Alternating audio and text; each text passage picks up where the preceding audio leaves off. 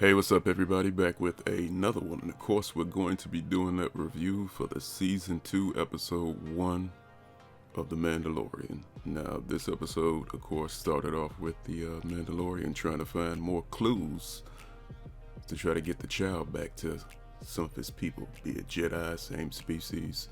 You know, the quest that we started at the end of Season 1. Now, of course, this episode starts off with him going to a little shady fight arena to try to get some information so he can find some more Mandalorians, hoping that those Mandalorians can guide him towards what he needs to find, which is, of course, to find some more people like the child, little baby Yoda. And this episode started off very strong. It had that underbelly crime feel to it with the little illegal fights, and then of course the guy turned on him because he just wanted to get his armor, and then all hell broke loose. And of course, you know, Mando did his damn thing and murked damn near everybody, and he finally got the information out of the little shady character he was trying to get the information out of. He told him, he said, hey, give me the information, I'll spare your life. He said, well, he said, I won't be the one to kill you. And the way he took this dude out, that was classic. That was straight fire. I'm not gonna say how that person or that character particularly died, but that was tight. Watch it and see, because that was a clean death.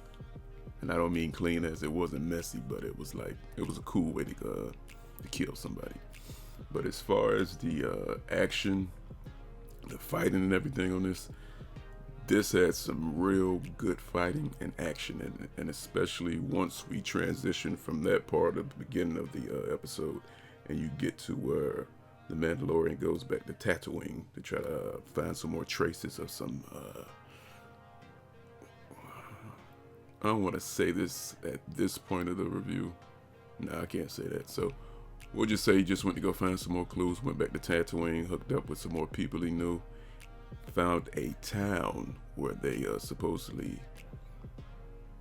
the last Mandalorian that was in that area was spotted. He gets there, comes to find out that this particular Mandalorian is like a marshal of the town, and that character is played by Timothy Elephant.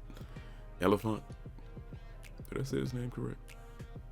Well, you know, he played in Justified, so that actually really helped set with the whole Western setting of the Mandalorian, how the show is. They go through some back and forth. Mando tells him, give me the armor, because of course when he pops up, he has Boba Fett's armor. Then they go through a little situation, then he gives his backstory on how he came across the armor. When the second Death Star exploded, and then of course when the Empire left, it created a power vacuum, and of course, you know, somebody stepped in to be the new villains. They ended up wiping out most of the people. Timothy Elephant's character got away. He ends up snagging some valuable crystals. He just took them. He didn't even know they were in there. He gets picked up by some Jaras, you know, the little people that are off in the sand that scrap and get everything. The Jaras, I think, but I'm probably saying that damn wrong. But he comes into a group of them. They keep trying to give him all this stuff. They're like, hey, we'll give you this, we'll give you that. He sees that the Mandalorian armor, Boba Fett's armor. He says, nah, I'll take that. Goes back to the town, fights the a little new group of invaders, takes them all out using armor, and that's how he ended up getting that particular armor. The way they told that story was pretty cool. So at that point, when him and Mando are still going back and forth, a gigantic sand creature comes and damn near wipes out the town.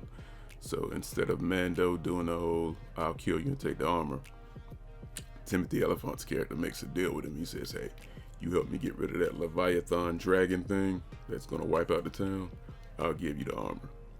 From that point on, they try to go track it down. They run into some sand people. Mando ends up being able to communicate with the sand people. He uses that information of going back and forth about the Leviathan dragon thing, and they decide to link up together and hunt it. So they go back to the sand people's camp. They figure out where the creature is. They come up with a plan. But the plan actually involves that they're going to actually need more backup from the townspeople. to unite with the Sand People so they can take this big creature out. But one thing I thought that was very interesting about the aspect of that is that the town and the Sand People had been beefing with each other. So they killed some of the townspeople, and then of course Timothy Elephant's character killed a bunch of the Sand People, but they still ended up coming to an agreement. And the agreement was that they help kill the Leviathan. The Sand People keep the body. There'll be no more war between them unless the people in the town start something first. So that was the deal. So they go back to the town, go tell the townspeople. Of course, you know, when you're dealing with your enemies where you have to link up to go against a greater threat, you know, it's going to be some back and forth. They had that. They finally get over that hump, and then they finally decide to link up to go together and go kill this gigantic sand Leviathan creature. So they do that. They make the plan, they go to where the cave is, and then they start setting up. The original part of the plan was that they wanted to use explosives to blow up the underbelly of the creature.